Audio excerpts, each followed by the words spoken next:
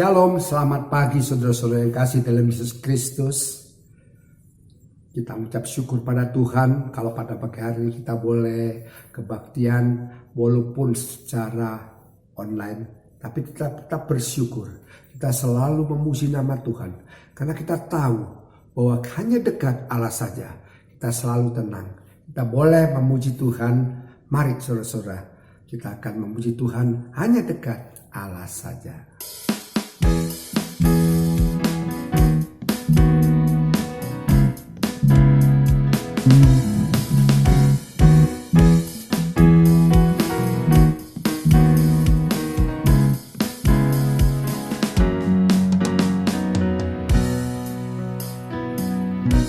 Hanya dekat Allah saja aku tenang, daripada nyala keselamatanku.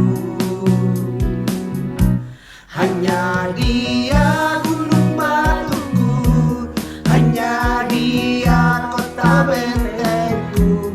Aku tidak akan goyah selama-lamanya.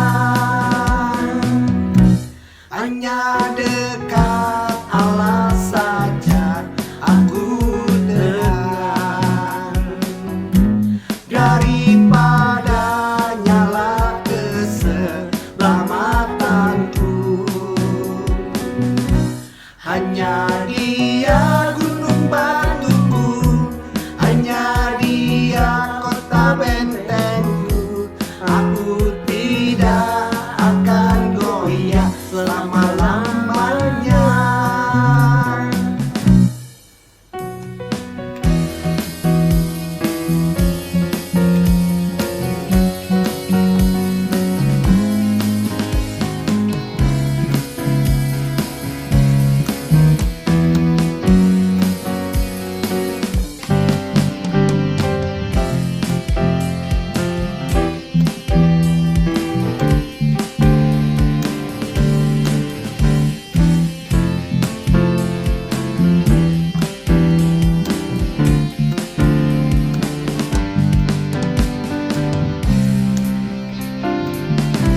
Hanya dekat Allah saja aku tenang, daripada nyala keselamatanku.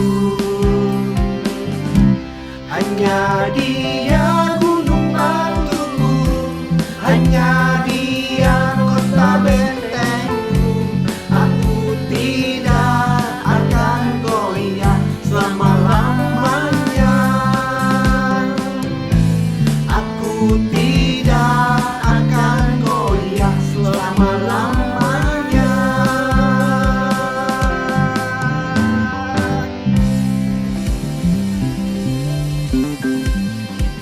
Tiba saatnya sebelum kita akan mendengarkan firman Tuhan, biarlah kita akan mau datang pada Tuhan dalam sikap memuji, sikap menyembah.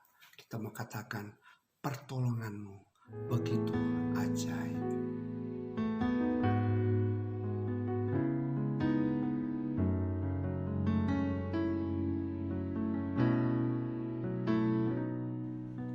Hatiku tenang berada dekat-Mu, Kaulah jawaban hidupku.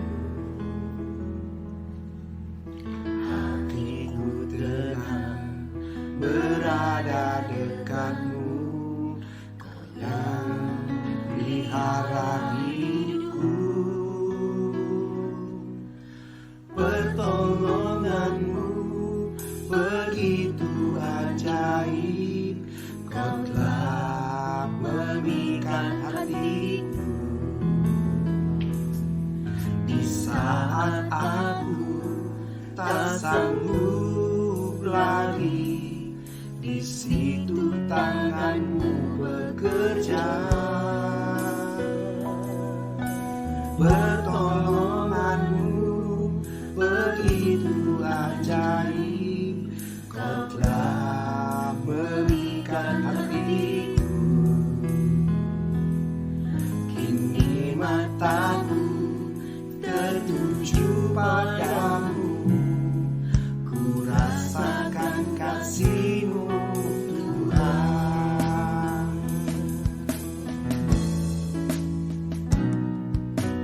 Hatiku tenang berada dekatmu, Kaulah jawaban hidupku. Hatiku tenang berada dekatmu, Kau yang pelihara hidupku. Pertolongan-Mu begitu ajaib, Kau telah mengikat hatiku. Di saat aku tak sanggup lagi, di situ tangan-Mu bekerja. Pertolongan-Mu begitu ajaib, Kau telah mengikat hatiku.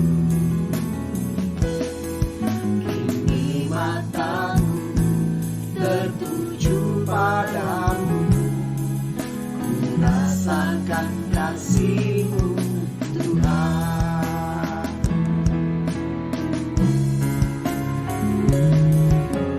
Pertolongan-Mu begitu ajaib, Kau telah mengikat hatiku.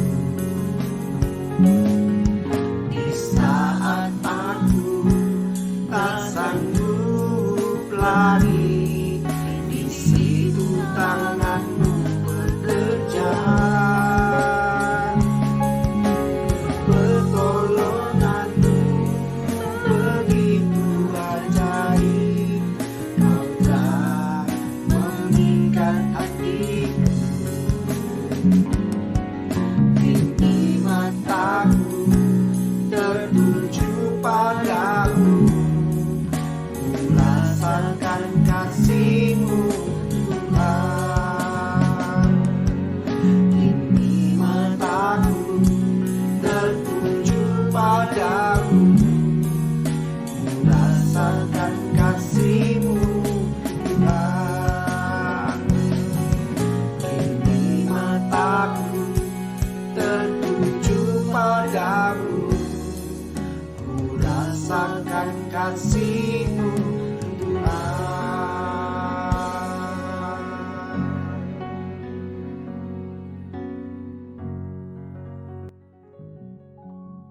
Oke, shalom Bapak Ibu teman-teman semuanya. Selamat datang kembali berjumpa dengan saya Erik Sucitra, yang saya sering sebutkan diri saya timer akhir bulan.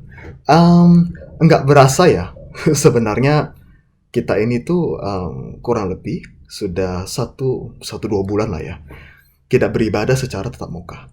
Akan tapi seperti yang saya pernah sampaikan gitu di dalam khotbah-khotbah saya sebelumnya, bahwa gereja itu bukan yang utamanya gitu ya, bukan tentang gedungnya, melainkan tentang orang-orang yang ada di dalamnya, atau orang-orang yang dipanggil, anak-anak Tuhan yang dipanggil dari gelap menuju terangnya yang ajaib. Itu ada definisi metanoia yang sering banget kita dengar, yang bersekutu bersama-sama untuk mempraktekkan kehidupan saling. Nah, Bapak Ibu semuanya, itu yang tadi saya bahas akan menjadi sangat nyambung dengan pembahasan kita pada hari ini. Kalau ada yang nyadar, semoga pada sadar, oke. Topik bulanan kita, yaitu di minggu pertama sudah dibahas oleh Bapak Pendeta Ridwan Setemijaya, yaitu hati yang memberi. Dan hari ini, saya dipercayakan untuk membawakan tema di dalam minggu keempat ini adalah memberi secangkir air. Jujur, di antara banyak tema yang sudah dipercayakan kepada saya, ini tuh salah satu judul yang paling puitis gitu. Wah, memberi secangkir air. Oke? Daripada kita bingung, kita sama-sama baca aja ayat utamanya, yaitu di dalam Markus pasal yang ke-9 ayat ke-41. Demikian firman Tuhan, "Aku berkata kepadamu, sesungguhnya barang siapa memberi kamu minum secangkir air, oleh karena kamu adalah pengikut Kristus, ia tidak akan kehilangan upahnya." Perhatikan kata minum secangkir air sama pengikut Kristus. Karena itu akan menjadi 2 poin utama kita pada hari ini. Bulan lalu, kalau ada yang masih ingat juga, ketika membahas tentang melayani dengan setia, saya pernah bilang bahwa kita itu nggak mungkin bisa mengasihi tanpa memberi dan melayani. Kita bisa memberi, melayani tanpa kasih. Bisa aja gitu loh. Jadi nggak tulus. Akan tetapi, mustahil untuk kita bisa mengasihi tanpa memberi dan melayani. Karena pelayanan adalah sebuah aksi nyata dari kasih. Sedikit trivia di Alkitab, kata faith, iman, digunakan sekitar 246 kali. Kata hope, pengharapan, itu sekitar 185 kali. Kata love, itu 733 kali. Akan tetapi, kata gift, itu pemberian, hadiah, itu dibahas atau diucapkan sebanyak kurang lebih 2285 kali. Jadi ini fakta menarik. Jadi Alkitab firman Tuhan membahas tentang kemurahan hati atau memberi lebih banyak daripada iman, pengharapan, dan kasih digabung. Kenapa bisa gitu? Karena saya percaya pemberian, gift, adalah ekspresi praktis atau ekspresi nyata dari iman, pengharapan, dan kasih digabung. Oke, karena percuma orang bilang punya iman, punya pengharapan, punya kasih, tapi nggak ngapa-ngapain. Oke, karena kasih yang nyata itu berkata, aku peduli sama kebutuhan kamu, dan saya pengen bantu meringankan beban kamu. Itu adalah kasih yang sejati, yang dimana Yesus betul-betul praktekkan. Oke, nah percuma kita bilang kita punya kasih, tapi setiap hari kita egois, nggak perhatiin orang.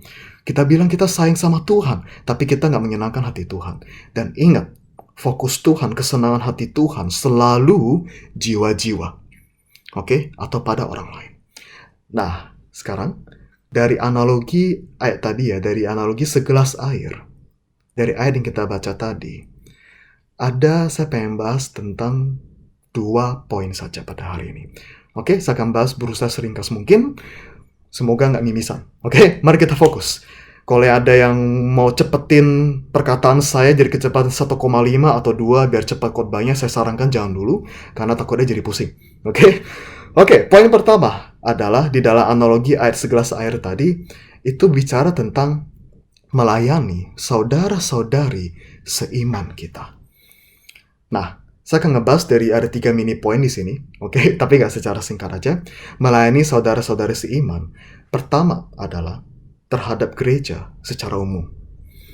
Bapak Ibu teman-teman, kalau ada yang mungkin udah sering dengerin saya khotbah atau mengajar gitu ya, kalian pasti akan udah tahu lah, saya udah menggunakan analogi ini berkali-kali, yaitu kalau misalnya ada orang tanya, kita itu beribadah, emangnya harus di gereja? Emangnya harus bareng-bareng? Bukan di hutan sendirian, kan saya bisa nyanyi.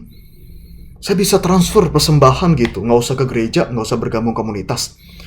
Nggak salah gitu ya. Di satu sisi, memang betul, mengagungkan Tuhan memang kalau sendirian pun bisa. Tapi di sisi lain, Tuhan juga memberikan perintah untuk kita bisa saling mengasihi. Dalam kata lain apa? Harus ada bersekutu dengan saudara-saudari seiman kita. Dalam kata lain, kehidupan saling, kalau sendirian ya mana bisa. Oke, nggak bisa. Kehidupan saling, melayani. Nggak cuma melayani Tuhan gitu ya. Melayani Tuhan juga sebenarnya wujud nyatanya adalah melayani sesama kita. Itu hanya bisa dilakukan kalau kita join di dalam komunitas. Ya sendirian mana bisa. Oke, nggak bakal bisa. Galatia pasal 6 ayat kedua terjemahan baru. Bertolong-tolonganlah menanggung bebanmu, demikianlah kamu memenuhi hukum Kristus. Nah, mantap. Kenapa saya bilang mantap ayat ini? Karena jelas dibilang, kita memenuhi hukum Kristus. Bayangin ya, hukumnya Yesus loh. Ketika kita saling bertolong-tolongan, ketika kita saling menanggung beban. Clear banget. Oke. Di dalam Galatia pasal 6 ayat 9, ini ayat terkenal, tapi saya pengen bacakan di dalam terjemahan BIMK, Bahasa Indonesia Masa Kini. Jadi, selama ada kesempatan bagi kita, hendaklah kita berbuat baik kepada semua orang, terutama sekali, perhatikan baik-baik, kepada saudara-saudara kita yang seiman. Bapak Ibu teman-teman, gereja mula-mula menunjukkan teladan nyata terkait ini. Saya akan bacakan di dalam Kisah Para Rasul 2, ayat 44 sampai 47, terjemahan bahasa Indonesia masa kini. Demikian firman Tuhan. Perhatiin ya. Ayat ke-44, orang-orang percaya itu semuanya terus bersatu, dan apa yang mereka punyai mereka pakai bersama-sama. Oke, ayat 45. Mereka menjual barang-barang dan harta milik mereka, lalu membagi-bagikan uangnya di antara mereka semuanya menurut keperluan masing-masing. Setiap hari, ayat 46 ya, mereka terus berkumpul di rumah Tuhan, serta makan bersama-sama dengan gembira dan rendah hati di rumah-rumah mereka. Mereka terus memuji-muji Allah dan disenangi oleh semua orang. Setiap hari jumlah mereka terus bertambah, karena Tuhan memberikan kepada mereka orang-orang yang sedang diselamatkan. Perhatiin nggak? Ini kan ayat-ayat yang sering dipakai untuk menggambarkan gereja mula-mula, yaitu gambaran idealnya gereja itu harusnya kayak gimana sih? Di dalam 3 ayat tadi aja, kata bersama-sama dipakai 3 kali, dan juga dibilang mereka gembira. Kenapa bisa gembira? Karena mereka bersekutu bersama-sama. Jumlah mereka bertambah, perhatiin, bukan karena khotbahnya. Itu salah satu landasannya, betul. Tetapi nggak cuma khotbah. Karena ada komunitas yang mempraktekkan kehidupan saling perhatiin. Ada wujud praktis nyata, bentuk pelayanan mereka, bentuk pemberian mereka. Sehingga pertanyaan perenungannya seperti ini. Apakah kita sudah menjadi anak-anak Tuhan yang gak egois, yang melayani satu sama lain? Oke? Kita udah terlibat belum dalam pelayanan? Itu semoga bisa menjadi perenungan kita pada hari ini. Mini poin kedua, yaitu tadi kan pertama terhadap gereja, kedua terhadap hamba Tuhan, yaitu pelayan Tuhan. Kalau kita lihat di ayat tadi, sebenarnya kan clear ya. Di belanya adalah kalau kita memberikan segelas air, secangkir air kepada hamba Tuhan. Nah, saya pengen sekarang sambungin ngebahas secara spesifik ke sini. Dari sejak perjanjian lama, sudah ada loh cerita tentang melayani pelayan Tuhan atau hamba Tuhan. Ada banyak, tapi yang salah satu yang terkenal saya pengen pakai itu adalah kisah Nabi Elisa dan janda di Sarfat. Oke, ini kan ceritanya mungkin sedikit background gitu ya. Nabi Elisa itu dituntun Tuhan ke Sarfat. Itu tuh ceritanya ketika hujan itu lagi nggak turun, lagi kekeringan yang parah banget melanda bangsa Israel. Oke, kemudian Tuhan bilang ke Nabi Elisa, ke Sarfat aja, aku sudah perintahin seorang janda untuk kasih kau makanan. Nah, tapi pas nyampe, Elisa minta minum, masih dikasih. Tapi waktu minta roti, apa yang terjadi? Ini yang terjadi. Dalam 1 Raja-Raja pasal 17, ayat ke-12. Perempuan itu menjawab, demi Tuhan Allahmu yang hidup, sesungguhnya tidak ada roti padaku sedikit pun, kecuali segenggam tepung dalam tempayan, dan sedikit minyak dalam buli-buli. Dan sekarang aku sudah mengumpulkan 2-3 potong kayu api. Kemudian aku mau pulang, aku mau mengolahnya bagiku dan bagi anakku. Dan setelah kami memakannya, maka kami akan mati. Ini ayat sedih loh, udah depresi banget. Dia udah pasrah. Ini kayak bilangnya, gue tinggal berdua. Gue sama anak gue. Kita udah gak ada apa-apa. Aku mau masak, terakhir habis itu kita tunggu mati. Ini kan ngeri ya, ngeri banget. Oke, tapi apa yang terjadi? Nabi Elisa tetap minta dan bilangnya supaya nggak usah khawatir, kasih dulu, nanti juga nggak usah pusing deh nanti pokoknya. Oke, baru nanti kamu kasih kamu dan ke anak-anak kamu. Kemudian apa yang terjadi? 1 Raja-Raja pasal 17 ayat 14. Sebab beginilah firman Tuhan Allah Israel, ini dibilang Nabi Elisa, tepung dalam tempayan itu tidak akan habis, dan minyak dalam buli-buli itu pun tidak akan berkurang, sampai waktu Tuhan memberi hujan ke atas muka bumi. Dan terjadi. Setelah wanita janda miskin ini mau melayani hamba Tuhan, memberi apa yang dia punya pada saat itu, sisa terakhir loh. Sisa terakhir, ketika dia berikan hal itu, mujizat terjadi, dan benar, minyaknya nggak habis-habis, kemudian bisa dijual, nah mereka pun nggak jadi mati dalam kemiskinan dan kelaparan. Saya pengen baca di dalam Ibrani pasal ke-13 ayat 17. Taatilah pemimpin-pemimpinmu dan tunduklah kepada mereka. Sebab mereka berjaga-jaga atas jiwamu, sebagai orang-orang yang harus bertanggung jawab atasnya. Dengan jalan itu mereka akan melakukannya dengan gembira, bukan dengan keluh kesah, sebab hal itu tidak membawa keuntungan bagimu. Bapak, Ibu, teman-teman semuanya, Kita semua punya leader, kita semua punya kakak rohani, figur mentor rohani.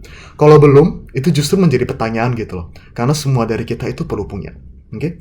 Nah, bagi yang punya pada saat ini, pertanyaan perenungannya adalah, apakah kita sudah menghargai atau setidaknya banget mendoakan para pemimpin yang Tuhan sudah taruh dalam kehidupan kita? Oke, dan sub-poin atau mini poin saya yang terakhir dari poin pertama tadi adalah terhadap komsel, komunitas sahabat rohani kita. Nggak usah ngomong-ngomong jauh-jauh kayak skala yang besar, apa yang kita sudah berikan ke gereja, apa yang sudah kita, wujud penghargaan kita, atau bagaimana kita udah mendoakan pemimpin kita atau belum. Nggak usah jauh-jauh dulu. Yang deket dulu. Gimana sih dengan teman-teman komsel kita? Gimana sih dengan sahabat-sahabat rohani kita? Kita sudah care belum? Kita sudah melayani mereka belum? Udah care belum sama mereka? Peduli sama mereka? Terutama di masa sulit kayak gini. Di dalam Roma pasal 12 ayat 10. Hendaklah kamu saling mengasihi sebagai saudara dan saling mendahului dalam memberi hormat. Oke, jelas di sana.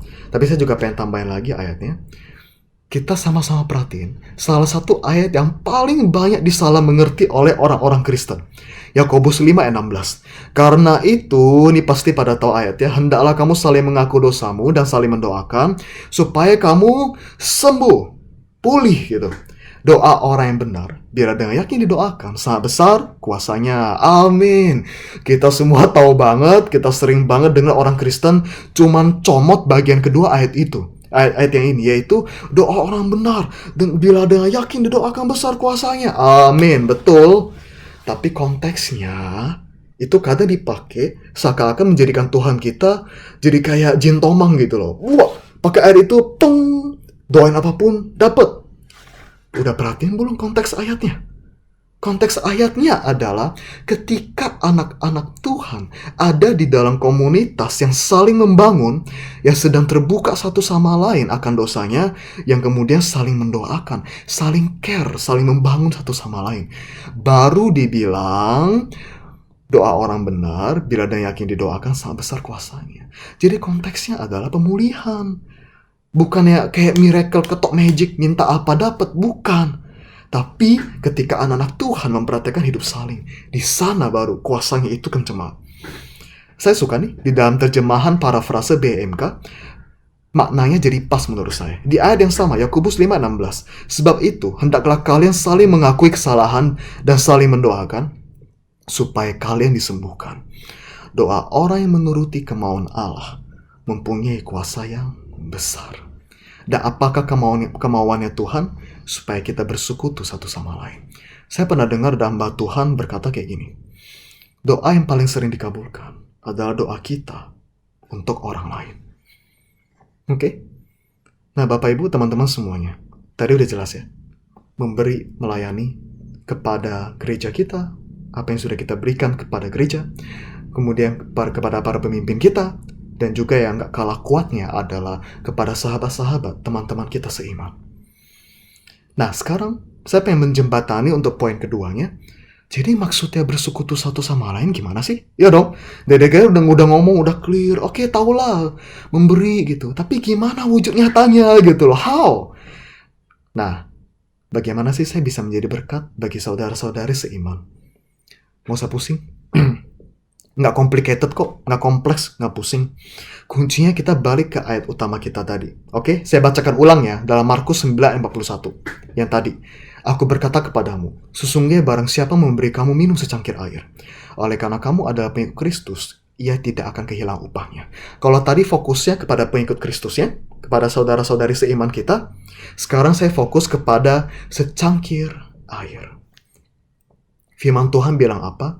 Memberi secangkir air. Bukan memberi sebongkah emas atau permata. Bukan. Tapi secangkir air. Kita masuk kepada poin terakhir kita, yang utama, yaitu tadi yang pertama mengenai bagaimana kita bisa memberi, fokus kepada saudara-saudari seiman kita, melayani saudara-saudari seiman kita. Dan poin kedua adalah tindakan kecil yang nyata lebih berharga daripada khotbah terbaik. Saya yakin kita semua Pernah lah, pasti pernah. Bahkan mungkin sekarang sedang bergumul, mengalami pergumulan. Oke, dan itu pun dialami oleh murid-murid Yesus, terutama ketika Yesus mereka melihat gurunya gitu ya, disalibkan kemudian mati. Dan lucunya adalah mereka saking dikuasai sama kedukaannya, mereka lagi bergumul berat, reaksinya macam-macam. Ada yang balik jadi nelayan, ada yang balik ke kotanya masing-masing gitu ya. Nah, di antara murid-murid itu ada kisah yang menarik nih, yang hanya tercatat di dalam kitab Lukas, yaitu ada 2 orang murid yang lagi mau jalan ke sebuah kampung namanya Emmaus. Perhatikan baik-baik, ini agak panjang ceritanya, tapi saya cuma ambil dari ayat-ayat utamanya aja. Tolong perhatikan baik-baik. Dalam Lukas 24 ayat 13-16. Pada hari itu juga, 2 orang dari murid-murid Yesus pergi ke sebuah kampung bernama Emmaus, yang terletak kira-kira 7 mil jauhnya dari Yerusalem. Ayat 14, dan mereka bercakap-cakap tentang segala sesuatu yang telah terjadi. Ayat 15, ketika mereka sedang bercakap-cakap dan bertukar pikiran, datanglah Yesus sendiri mendekati mereka, lalu berjalan bersama-sama dengan mereka. Yang lucu ini, ayat 16, tetapi ada sesuatu yang menghalangi mata mereka sehingga mereka tidak dapat mengenal dia. Nggak tahu dah apa yang menghalangi. Serius, ini saya belum pelajari ini, tapi dari berbagai sumber yang pernah saya baca dari hamba Tuhan, nggak clear memang apa yang menghalangi gitu ya. Kedukaannya kah, saking pusingnya, saking sedihnya, jadi nggak nyadar sama sekelilingnya gitu ya. Atau gimana, saya nggak tahu. Tapi intinya adalah, murid-muridnya lagi dalam pergumulan, saking bergumulnya, mereka nggak kenal yang jalan bareng mereka siapa. Oke? Nah, saya akan skip ke ayat 30. Kalau ada yang mau baca kisah lengkapnya adalah Lukas 24 ayat 13-35. Tapi sekarang saya bacakan 3 ayat, yaitu ayat 30-32 aja. Ini yang terjadi ketika mereka jalan-jalan gitu, ngobrol-ngobrol lama. Ayat 30, waktu ia duduk makan dengan mereka. Oh, ceritanya mereka kayak nyampe ke sebuah kayak kampung deket sama Emmaus. Di sana ada tempat penginapan gitu. Terus mereka ngajak Yesus untuk istirahat bareng dulu. Oke? Ayat 30, waktu ia duduk makan dengan mereka, Yesus mengambil roti dan mengucap berkat, lalu memecah-mecahkannya dan memberikannya kepada mereka. Ayat 31, perhatiin. Ketika itu, terbukalah mata mereka, dan mereka pun mengenal dia, tetapi ia lenyap dari tengah-tengah mereka. Ayat 32, kata mereka seorang pada yang lain, bukankah hati kita berkobar-kobar ketika ia berbicara dengan kita di tengah jalan, dan ketika ia menerangkan kitab suci kepada kita? Perhatiin ya, mereka berkobar-kobar, mereka dengerin waktu Yesus terangin kitab suci, waktu Yesus jelasin, waktu Yesus khotbah, mereka dengar gitu loh. Tapi itu gak cukup untuk bikin mereka sadar bahwa itu Yesus. Mereka sadar, perhatiin ya, mereka sadar itu Yesus. Ketika Yesus lagi ngapain? Ketika Yesus ambil roti, mengucap berkat, memecah-mecahkannya, memberikannya kepada mereka. Itu kebiasaan Yesus waktu perjamuan. Enggak ada yang lain. Cuma Yesus ya ambil roti, berdoa, pecah-pecah kasih mereka. Waktu 5 roti 2 ikan, apa yang terjadi? Sama juga. Ambil roti, didoain, pecahin, dibagi-bagiin. Itu kebiasaan Yesus. Dan mereka baru sadar ketika mereka melihat action Yesus. Bapak Ibu semua, perhatiin baik-baik. Mungkin kalian bisa lupa-lupa inget deh. Khotbah ini tuh isinya gimana. Tapi di antara semuanya, minimal bawa pulang pesan ini, yaitu kisah ini menunjukkan bahwa khotbah dan pengajaran terbaik seperti apapun tidak ada gunanya jika tidak disertai dengan tindakan nyata. Pemberian kecil seperti segelas air terkadang dan seringkali lebih berharga daripada ribuan kata yang terucap dari mulut kita. Sebagaimana murid-murid Yesus, murid Yesus, baru sadar ini Yesus ketika Yesus did something kepada mereka. Mereka baru sadar itu gurunya. Demikian pula dengan orang-orang di sekitar kita. Mungkin mereka baru nyadar tentang siapa Tuhan di dalam hidup kita. Bukan pada saat kita khotbah panjang lebar kepada mereka, tapi pada saat kita memberi, pada saat kita ada action nyata kepada hidup mereka. Oke? Nah sekarang pertanyaannya gini dong. Apa sih contoh hal-hal kecil yang bisa kita berikan? Oke? Apa sih? Nah, sekarang saya pengen sambungin juga kepada keadaan kita pada saat ini. ini bukan musim hidup yang mudah. Selama 2 tahun pandemi ini, 2 tahun itu waktu yang cukup lama, pasti udah ada sebagian dari kita yang mengalami berbagai tekanan, entah itu kena dampaknya secara langsung maupun gak langsung. Bahkan mungkin, pasti sebagian sudah ada yang bergumul karena kehilangan orang yang dikasihi, berduka. Nah, apa sih yang bisa kita lakukan pada saat ada orang di sekitar kita sedang berduka? Mungkin saya nggak fokus 100% spesifik ketika kedukaan aja gitu ya. Tapi pada saat ada orang di sekitar kita sedang bergumul, mengalami tekanan batin yang berat banget, kita mesti ngapain sih? Kita lihat ambilnya dari firman Tuhan juga. Dalam Ayub pasal 2. Nah, sebelum kita baca, kita semua pasti udah familiar dong dengan kisah Ayub. Kita semua pasti udah familiar lah, kita udah tahu. Itu Ayub yang saleh, Ayub yang taat kepada Tuhan gitu. Dalam sehari semuanya hilang dalam hidupnya. Keluarganya, semuanya. Kecuali istrinya yang bawel. Tapi intinya semuanya dia sayang hilang. Hartanya hilang semua. Dia lagi berduka, lagi keadaannya parah banget. Sampai ada borok, ya kan, sampai sakit kulit semuanya hilang. Sakit pula. Dan apa yang dilakukan oleh sahabat-sahabatnya? Kita perhatiin. Ayub pasal 2, ayat 11-13.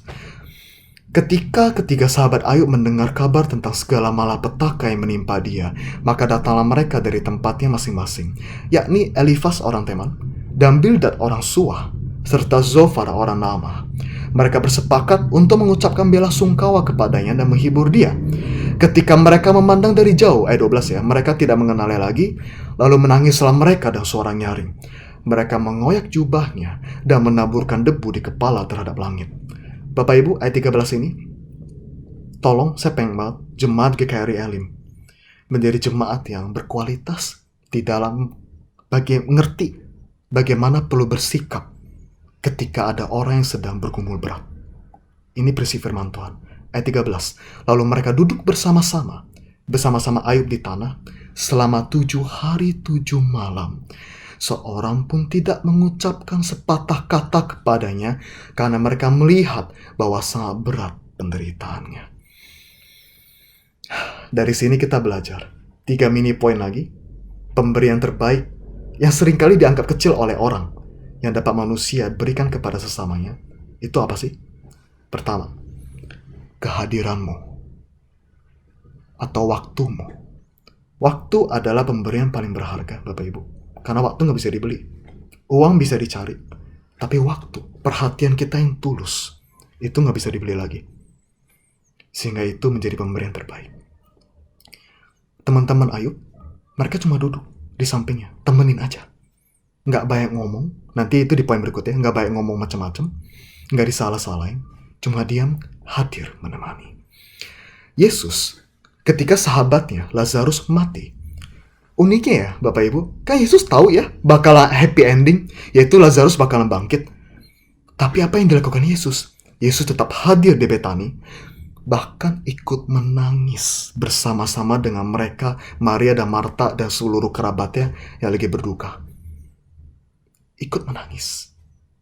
Validasi tekanan yang orang yang teman-teman kita sedang alami. Kalau lagi sedih, validasi perasaan sedih mereka. Jangan nangis gitu. No. Hadir aja gitu. Kemudian Yesus juga. Kita tahu dong Zakheus dong, bertobat. Sekarang saya tanya, Zakheus tobat apakah karena khotbah? Bukan, tapi karena ada orang yang mau hadir dalam hidupnya dengan tulus. Zakheus harus tobat. Rick Warren memberikan nama jenis pelayanan ini tuh Ministry of Presence. Ini saya sering cuap-cuap panjang lebar ke BP Youth gitu ya, bahwa pelayanan terbaik itu seringkali adalah kehadiranmu, terutama di dalam hari-hari penting. Apa sahabat-sahabatmu, entah itu yang baik-baik, hari ulang tahun kita hadir, minimal ucapin. Ketika ada yang wisuda, minimal ucapin deh. Atau hadir, tentunya tak prokes gitu ya, ke rumahnya atau gimana, aku kirim papan bunga gitu. Atau mungkin suatu hari ketika kita udah punya anak gitu ya, anak kita mau perform di panggung, nyanyi gitu ya, entah itu sore bagus atau enggak gitu ya, hadir aja. Anak kita seneng banget ketika ada orang tua hadir. Yang penting ada sosok figur penting dalam hidupnya, kita ada. Hingga ke hal-hal yang negatif sekalipun. Misalnya kedukaan sekalipun. Hadir. Sebisa mungkin. Hadir ibadah kedukaannya. Minimal ucapin, telepon gitu minimal. Karena itu bisa menjadi pemberian yang kecil, tapi pada saat yang sama, yang terbaik. Itu tuh bagaikan orang hatinya lagi kering banget, atau lagi haus banget. Kita kasih segelas air. Kedua, apa sih yang kita bisa berikan? Kata-kata semangat. Amsal 25 ayat 11. Perkataan yang diucapkan, perhatiin ya, tepat pada waktunya adalah seperti buah apel emas di pinggan perak. Kapan sih kita terakhir kali ngechat orang gitu ya? Nanya kabar secara tulus gitu, ngobrol sama mereka, semangatin mereka. Apalagi kita tahu keadaan mereka. Kita dengar kabar, mungkin mereka baru amit-amit misalnya kena PHK, kena pecat, atau yang bisnisnya lagi turun, atau anggota keluarga ada yang lagi sakit, atau pergumulan lain lah gitu. Kalau minimal gini, kalau nggak tahu harus ngomong apa, jangan ngomong apa-apa. Oke? Tanya aja kabarnya. Atau peluru kata-kata yang aman kalau di dalam orang dalam pergumulan ya. Ini saya sering sharingkan di dalam ibadah youth, atau teman-teman youth. Biar aja gini, aku nggak tahu mesti ngomong apa. I'm sorry. Turut berduka ya. Kalau mereka lagi nggak mau diganggu, nggak usah digrecokin kebanyakan gitu loh, nggak usah. Bilang aja gini, kalau butuh apa-apa kasih tau aja ya. Aku ada bareng kamu kok. Kalau tiba-tiba mau cerita, chat aja, oke? Gitu aja. Oke? Gitu aja. Hormati space mereka. Dan by the way, kelanjutan kisah Ayub dengan 3 sahabatnya, itu tuh isinya berantem loh by the way loh. Itu kan awalnya bener ya, jadi kita ambil baiknya gitu. Awalnya bener. Tapi kenapa sekitar kurang lebih 30 pasal berikutnya, kenapa bisa berantem? Kenapa? Karena setelah itu, sahabat-sahabatnya Ayub malah negur Ayub. Dibilangnya Ayub ada dosa lah sama Tuhan, makanya dihukum. Ya orang kesel lah digituin, jadi berantem gitu. Pokoknya seru deh, kalian baca deh. Tapi intinya adalah, yaitu justru jangan dipelajari. Yang kita dapetin adalah kehadirannya. Dan kalau memang timingnya belum tepat, jangan ngomong dulu. Semangati dulu aja. Oke? Intinya adalah dari 2 poin ini, hadir, temani mereka. Berikan kata-kata penyemangat ketika mereka sedang bergumul. That's it. Titik. Dan mini poin terakhir dari aku adalah ketiga. Hal ketiga yang bisa kita berikan, hal kecil. Fokus pada apa yang bisa dibantu untuk meringankan beban mereka. Nggak harus yang mahal kok. Rick Warren, hamba Tuhan yang terkenal banget, yang ya kalau kalian sadar, saya sering banget sebut namanya. Oke? Ada pada saat dia berduka karena anaknya bunuh diri. Itu dia depresi berbulan-bulan sampai nggak bisa ibadah. Apa yang Komsel lakukan, Bapak Ibu teman-teman? Ganti-gantian mereka datang. Ada yang bantu masak, ada yang pesenin minuman, ada yang bantu cuciin piringnya, ada yang bantu nyapu, ada yang bantu ngepel. Kan kalau lagi pandemi gini sekarang nggak bisa ya, oke? Tapi saya pengen memberikan gambaran kayak gini loh, Bapak Ibu teman-teman. Kadang dengan menanyakan kayak gini aja, kamu udah makan belum? Aku pesenin ya. Lagi ngidem minum apa? Dulu kamu suka chat time? Aku pesenin ya. Kayak gitu aja. Sudah bisa menyentuh hati mereka loh. Mungkin kita tahu mereka lagi susah keluar rumah, atau yang pendapatannya lagi cekak banget. Kemudian ada yang kena COVID gitu. Kirimin vitamin. Kirimin minuman-minuman sehat, makanan-makanan sehat. Nggak usah yang mahal-mahal. Kasih bongkahan emas gitu, no. Kasih aja. Hal-hal kecil pun sangat berarti. Kenapa? Karena ketika kita kasih semangat, ketika kita nanyain kabar, ketika kita kirimin hal-hal kecil tapi yang berharga yang mereka butuhkan pada saat itu sama saja dengan kita ngomong ke mereka, aku ingat sama kamu. I remember you. How are you? Apa kabar kamu? Dan mungkin yang dekat sama saya akan tahu, 3 minggu belakangan ini saya bergumul banget tentang karena COVID ini, karena kerabat-kerabat dekat saya ada yang positif gitu ya. Saya stres banget dan ada aja pihak yang kayak memperhatikan juga gitu. Mau dipesenin minum gak kok gitu? Kepesenin makannya? itu sudah saya menyentuh. Meskipun saya tolak juga karena udah makan gitu. Tapi kalau kamu mendengar khotbah ini dan kamu termasuk bagian yang memperhatikan saya pada saat itu, izinkan saya bilang terima kasih. Karena itu saya menyentuh. Padahal cuma pertanyaan. Dan Anda pun bisa melakukan hal-hal yang sama kepada orang-orang di sekitar kamu. Oke, Amsal 3, saya akan tutup dengan ini. Amsal 3 ayat 27-28. Perhatikan baik-baik. Janganlah menahan kebaikan daripada orang-orang yang berhak menerimanya, padahal engkau mampu melakukannya. Janganlah engkau berkata kepada sesamamu, pergilah dan kembalilah, besok akan kuberi, sedangkan yang diminta ada padamu. Bapak Ibu, engkau sedang menjadi paling serupa dengan Kristus ketika engkau melayani orang lain. Sekali lagi saya ulang, engkau menjadi paling serupa dengan Kristus ketika engkau melayani orang lain. Nah, saya akan closing dan ngomong singkat aja begini. Bapak Ibu teman-teman, kita kan lagi di dalam masa yang sulit ya. Ya kita nggak usah fokus pada apa yang di luar kendali kita. Pandemi kapan kelar misalnya, itu di luar kendali kita. Tapi fokus pada apa yang ada dalam kendali kita. Apa yang bisa kita lakukan untuk memberkati orang lain. Terutama sesama saudara seiman kita. Harusnya kita makin kompak dalam masa seperti ini. Yuk kita ingat-ingat apa sih yang bisa aku lakukan. Oke? Matius 5:16, maaf ini yang terakhir ternyata. Demikianlah hendaknya terangmu bercahaya di depan orang, supaya mereka melihat perbuatanmu yang baik dan memuliakan Bapamu yang di surga. Mari terus semangat, fokus, memberkati secangkir air. Hal-hal kecil seringkali lebih berharga daripada sejuta kata khotbah, kata-kata yang terindah yang bisa kita berikan kepada orang lain. Biarlah orang lain bisa mengalami Kristus, bukan karena perkataan kita, hanya perkataan kita saja, tapi juga disertai melalui action atau aksi kecil yang bisa kita berikan pada mereka. Mari kita berdoa.